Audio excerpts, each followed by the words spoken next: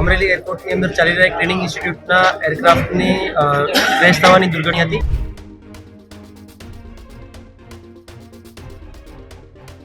પોતે take off કરતા હતા એ દરમિયાન કોઈ કારણસર મેં ડે કોલ આપ્યો અને થોડી વાર ખબર પડી કે એમનું પ્લેન અહીંયા આગળ ક્રેશ થયું છે। પ્લેન ક્રેશ થતાની સાથે બધા ત્યાં ભેગા થયા।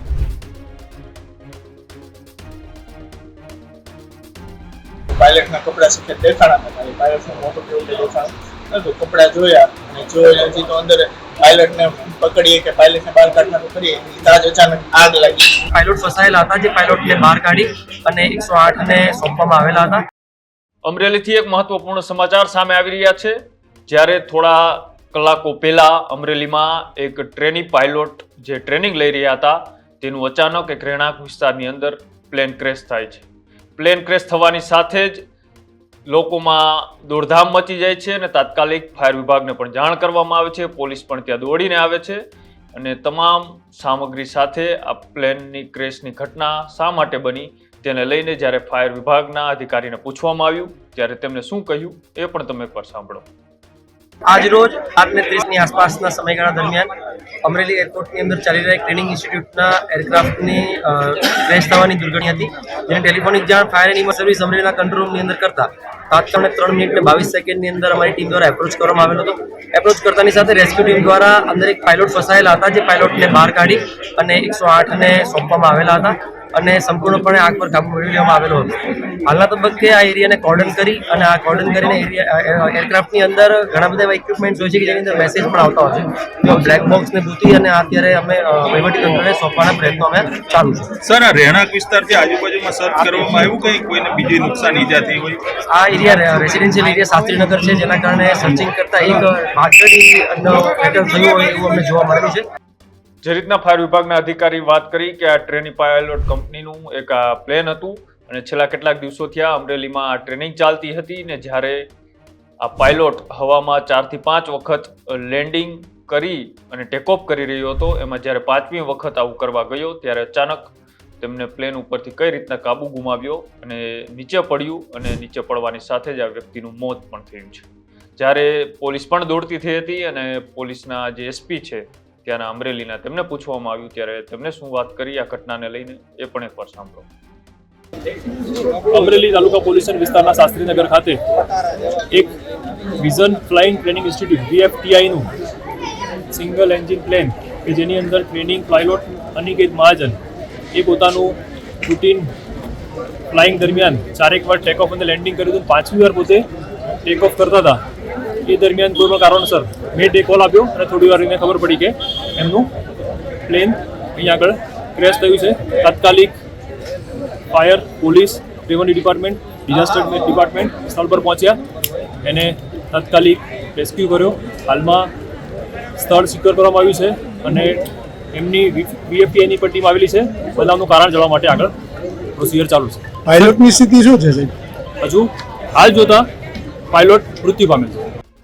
જ્યારે આ પ્લેન ક્રેશ થયું ત્યારે લોકો ત્યાં ઉપસ્થિત હતા, તેમનું કહેવું છે કે આ પ્લેન જ્યારે ક્રેશ થયું ને નીચે પડ્યું ત્યારબાદ એક બ્લાસ્ટ થયો અને બ્લાસ્ટની સાથે જ એક તેમના પ્લેનના ટુકડાઓ હોય તે આજુબાજુના વિસ્તાર સુધી ઉડ્યા અને બાદમાં પોલીસ અને ફાયર વિભાગને જાણ કરવામાં આવી। ત્યાં સુધીમાં એ ટ્રેની પાયલોટ ક્યાંક ને ક્યાંક પોતાનો જીવ ગુમાવી ચૂક્યો હતો।